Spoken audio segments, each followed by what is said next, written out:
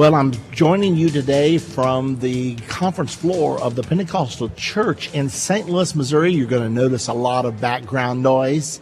Nevertheless, it's an exciting thing to be here. About 7,000 or 8,000 Pentecostals have all gathered in here for their annual conference, and we're going to continue talking today about the speech of Benjamin Netanyahu at the United Nations. Now, ladies and gentlemen, this is high drama right now because we've got President Barack Obama who spoke there. We've got Mr. Hassan Rouhani from Iran that spoke there. We also have now Benjamin Netanyahu, Mahmoud Abbas of the Palestinians, and they're all coming there to make their point, to defend their positions. Well, it was interesting how that Benjamin Netanyahu turned up to be the last speaker of that group because he originally was scheduled long before this, but he didn't want to go to the podium of the United Nations until he met privately with President Barack Obama. The first opening that President Obama had was on the 30th of September, which was on Monday, and consequently, Netanyahu said, all right, I will speak at the UN then on the 1st. Now, normally you don't like to be last because a lot of the people have spoken and left. However, this time it may have worked out to Netanyahu's advantage because he was able to hear what all the rest of the speakers said and then to give quite an amazing rebuttal. And did he ever do just that? Now, by the time Netanyahu got there, Obama and Rouhani had already announced that they were going to be meeting together for negotiations. There were rumors that there was a peace deal in the making to solve this long-running problem that's actually been running since 2003, this conflict between the United Nations and Iran, and of course that means between the United States and Iran. So all of this has been boiling for 10 years now. Well, for this breakthrough, first of all, we've got this breakthrough supposedly concerning Syria. You've got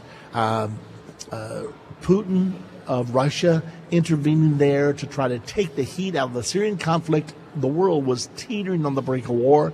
Now it looks like we may have a peace deal with Iran, which has been, those are the two biggest conflicts boiling on the world scene right now. So consequently, everybody's saying, okay, I hope Netanyahu, old, mean, nasty, churlish Netanyahu, does not mess everything up by coming in there and emphasizing all the bad news. So Netanyahu was in the position where he had to make a decision. Will I deal with the truth?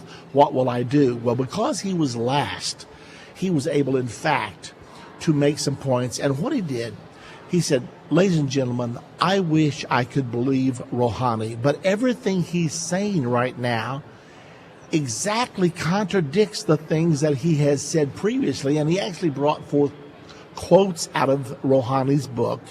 He brought forth decisions that had been made in different areas of responsibility. Rouhani has long been a high official in the Iranian government. He brought all this out. So consequently, he said, I've got to not ignore the facts in spite of the rhetoric, in spite of the peace initiative. Now, that's where we're going to pick it up today because I want you to all hear for yourself. We're going to start, we're starting about 1/3 way down the speech because that's all we got through yesterday on this program. But there's so much here that we need to talk about, and you need to be able to understand what really happened at the World Government Headquarters. Now, did you hear me right? World Government Headquarters, because that is exactly what it is. It is, in fact, the headquarters of the world government, the United Nations building is. So the world government has been meeting for the last 7 days, planning out what the world is going to look like over the next year or so, and even further into the future. All right, here's where we start. Now, we're in the middle of Netanyahu's speech on the floor of the United Nations just Tuesday, just yesterday, and here's what he had to say. Rouhani tells us not to worry. He assures us that all of this is not intended for nuclear weapons. Any of you believe that? If you believe that, here's a few questions you might want to ask. Now, this is what Iran has been saying. Iran has been saying, look, this is not for nuclear weapons. These are all of our nuclear potential is for peaceful domestic use only. But now Netanyahu is directly countering that charge. And here's what Netanyahu said. Why would a country that claims to only want peaceful nuclear energy, why would such a country build hidden underground enrichment facilities? Okay, now think about that. Netanyahu said, if this is just for electricity, for domestic reasons, why have they put these production facilities behind huge concrete borders, designing them to be bomb-proof? Why would they build their enrichment facilities deep underground if it's only for domestic purposes? Then he goes on to say, why would a country with vast natural energy reserves, Iran is the second largest producer of oil in the world, why would a country with vast natural energy reserves invest billions in developing nuclear energy? Why would a country intent on merely civilian nuclear programs continue to defy multiple Security Council resolutions and incur the tremendous cost of crippling sanctions on its economy? Why would Iran go through all this if they were not attempting to produce nuclear weapons? Netanyahu continued, and why would a country with a peaceful nuclear program develop intercontinental ballistic missiles? Listen to this point. This is a powerful point. Why would they develop intercontinental ballistic missiles whose sole purpose is to deliver nuclear warheads? You don't build ICBMs to carry TNT thousands of miles away. You build them for one purpose, to carry nuclear warheads.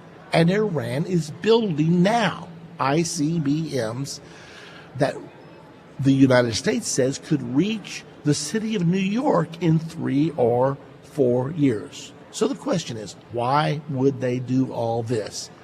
Netanyahu says the answer is simple. Iran is not building a peaceful nuclear program. Iran is developing nuclear weapons. Last year alone, Iran enriched 3 tons of uranium to 3.5%, doubled its stockpile of 20% enriched uranium, and added thousands of new centrifuges, including advanced centrifuges. It also continued work on the heavy water reactor in Iraq. That's in order to have another route to the bomb, a plutonium path. And since Rouhani's election, and I stress this vast and feverish effort has continued unabated. Now, listen to Netanyahu again. He's standing before the world governmental body right now. Here's what he says. Ladies and gentlemen, underground nuclear facilities, heavy water reactors, advanced centrifuges, ICBMs. See, it's not that it's hard to find evidence that Iran has a nuclear program, a nuclear weapons program. It's hard to find evidence that Iran doesn't have a nuclear weapons program. Pretty persuasive evidence as Benjamin Netanyahu is trying to stem the tide of this huge flood. It's peace in our times, and Iran has nothing but peaceful intentions. Now Netanyahu is yanking the cover off of everything and saying, look, I'd like to believe all this as well as all of you, but I can't flush my intelligence and just believe a lie because that's what I want to believe. Now, Netanyahu goes on to say in his speech, that's why Rouhani got elected in the first place. That's why he launched his charm offensive. He definitely wants to get the sanctions lifted. I guarantee you that. But he doesn't want to give up Iran's nuclear weapons program in return. Now, here's a strategy to achieve this. 1, first, smile a lot. Smiling never hurts. Second, pay lip service to peace, democracy, and tolerance. Third, offer meaningless concessions in exchange for lifting sanctions. And fourth, and the most important, ensure that Iran retains sufficient nuclear material and sufficient nuclear infrastructure to race to the bomb at a time it chooses to do so. Now, the point he's making is, Once you get enough nuclear material enriched, the race to a bomb can be a matter of weeks. So consequently, that's the point here. He says that Iran is contending they have right to peaceful nuclear weaponry, but yet they're developing these ICBMs. They've put all of their facilities behind 50, 75 yards, 50 feet of concrete. Now, Netanyahu goes on. You know why Rouhani thinks he can get away with this? I mean, this is a ruse. It's a ploy. Now, Netanyahu is flat saying this is nothing but deception, pure and simple. So why does Rouhani think he can get away with it? Because he's gotten away with it before. Because his strategy of talking a lot and doing little has worked for him in the past. He even brags about this. Here's what he said in his 2011 book about his time as Iran's chief nuclear negotiator, and I quote, "While we were talking to the Europeans in Tehran, we were installing equipment in Isfahan. Now, for those of you who don't know, the Isfahan facility is an indispensable part of Iran's nuclear weapons program. That's where uranium ore called yellow cake is converted into enrichable form. Rouhani boasted and quoted, by creating a calm environment, we were able to complete the work in Isfahan. He fooled the world once. Now he thinks he can fool it again." Now this is after President Obama is swallowing this charm offensive hook, line, and sinker. Now Netanyahu's coming in saying, time out. Why are you falling for all this? Why are you drinking the Kool-Aid? So Netanyahu goes on to say, you see, Rouhani thinks he can have his yellow cake and eat it too. He has another reason to believe that he can get away with this. And that reason is called North Korea. Like Iran, North Korea also said its nuclear program was for peaceful purposes.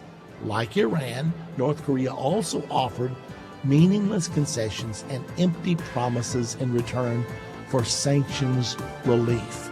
Well, we'll hear a little bit more, we'll hear a lot more actually, about North Korea's program and how North Korea ended up getting the nuclear bomb. Netanyahu says that's exactly what Iran and Rouhani are doing. We'll be back.